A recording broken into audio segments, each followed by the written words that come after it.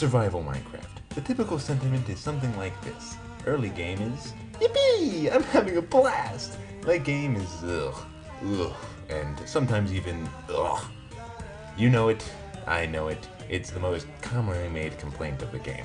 As a legendary 2-week Minecraft phase becomes increasingly relatable and relevant, personally I think there's 4 big issues that clog up the late game experience. First, there's the end dimension. A place that is tedious to find, tedious to traverse, and has a boss that it's tedious to fight. And the only worthwhile loot in the entire dimension is in a single structure that's, you guessed it, tedious to find. Second is hunger, which goes from an obvious threat to your survival to nothing but the occasional snack whenever you arbitrarily lose the ability to sprint. And of course, there's the inventory issue. An issue Mojang has tried to fix with shulker boxes, and again with barrels, and again with bundles. And let's be real, it's going to be addressed again.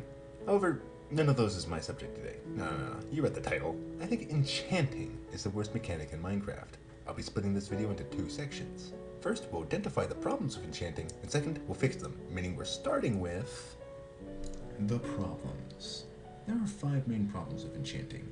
1, it's unintuitive. 2, the enchanting table is randomized. 3, the enchanting books are tedious. 4, XP is a single-use resource. And 5, many enchantments straight up suck balls. So, let's solve these problems, starting with... Okay, so picture this. You're exploring a cool new structure, and you're having a blast. You stumble upon a chest, and whoa, oh my gosh, there's an enchanted book. You look at it, and it's called Heat 2. What the fuck does that even mean? It doesn't say anything else, so your only options are to either look it up online, or trial and error until you eventually find what item it goes onto. And even then, you don't know what it even does. See, enchanting books and enchantments in general are hit probably the hardest by Minecraft's absentee onboarding. As of those of us who've played for years, you'll know what each enchantment does off the top of your head. But sit down a new player and ask them what power, density, or loyalty do, or what items they're even compatible with, and expect a lot of scratched heads. Problem 2. That damn enchanting table. This isn't an original critique, but having to get 30 levels, put in your item, get the tier 3 enchantment, only for it to be Fire Aspect and Bane of Arthropons and nothing else, causing you to have to disenchant and repeat the process again and again and again. This is terrible. The cool mystical vibe of the randomness does not work for an equipment upgrade system. Its quirky RNG only leads to player tedium. But Mr. Crabstantine, I hear retort, if the enchanting table sucks so much, why don't you just use enchanted books? Problem 3. Enchanting books are also tedious. So, let's say you are literally every single person who has ever played this game for an extended period of time, and you want your super cool netherite sword to have mending. Well, since you can't use the old roulette table, you have a few options. You could search for it in a structure among every other treasure enchantment. You could wait for a raid, maybe, to get one there, or you could gamble with the fishing rod instead, which could literally take forever. Or you could get a villager and a lectern. Yeah, huh. I understand that villager halls will always be a part of Minecraft, but the fact that this is the only method that doesn't rely on some form of luck, quite frankly, is too easy. Even with the experimental villager data pack that makes it so mending would only be accessible from villagers in a swamp, it just adds randomness like every other method for finding a swamp. Books are far less tedious, sure, but your alternative to a luck-based mechanic is one of several other luck-based mechanics. The illusion of choice. Problem 4. Alright, one last hypothetical. Let's say you're going to the nether to get blaze rods. You have a full set of diamond armor, save for the helmet. You could go with your trusty diamond helmet. That will give you more protection. Or you could go for a gold helmet, which would protect you from the piglins. In this scenario, there is no perfect choice. While the diamond is probably better, there's enough reason to pick the gold for this choice to be interesting. The game uses its environments, mobs, and limited armor slots to force the player to make a conscious choice, like a scale with 2 even sides. Now let's look at enchanting.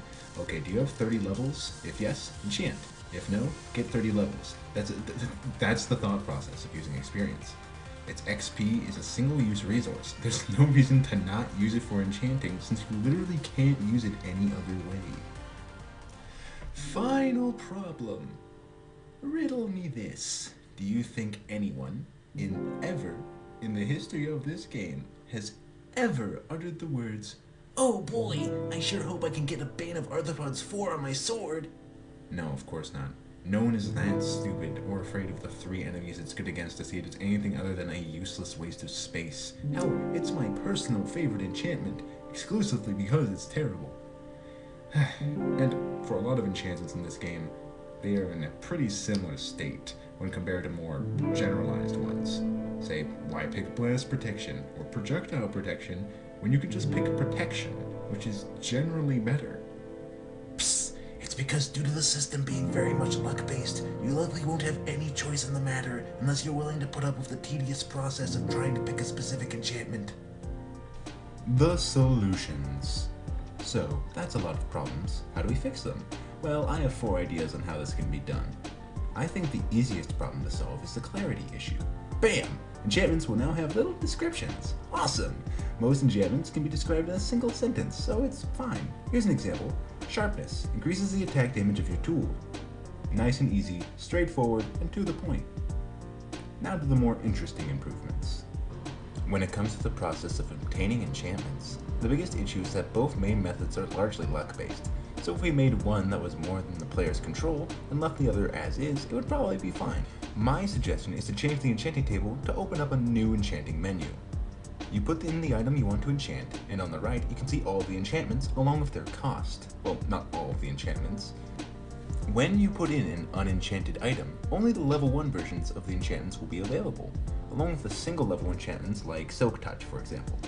But when you spend EXP on a first level enchantment, the second level is available, and the third, and so on.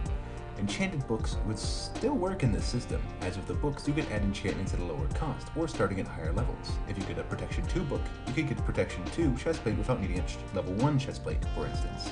Books would be even better if there was a form of cost scaling, which there should be. The more enchantments and levels you get in a single item, the more they would cost. Put these together and now the table gives the player actual control, and the books can stay as mostly luck-based now that there's an alternative that isn't. It took me a little longer to solve the issue of experience being a single-use resource, but I really like what I came up with. Totems! Now, currently there is one totem. It is single-use and it prevents you from dying. It isn't very interesting, it just encourages you to fill your inventory with them. So, instead, let's have the totem not be single-use, and instead, each time you prevent death, it costs 10 levels of experience. This way, totems take up only 1 slot, and it emphasizes not always using your experience on enchanting. If you then add more totems, maybe they all have some kind of passive effect, in exchange for costing experience when the effect occurs. I think that could be neat. The last thing is pretty simple. Balance changes. Enchantments like Smite and Bane of Arthropods need more enemies to affect. Smite is mostly fine on this effect already, honestly. They need to be even more powerful per level when compared to Sharpness. All of this applies to the armor protection enchantments as well. The generalists will always be better, so make it so the specialist enchantments are absurdly better in their situation. I also think it could be improved by just having there be more enchantments, especially more good enchantments. If there's more options to choose from, it's generally going to make everything a bit more balanced. Alright, that's really all I got, so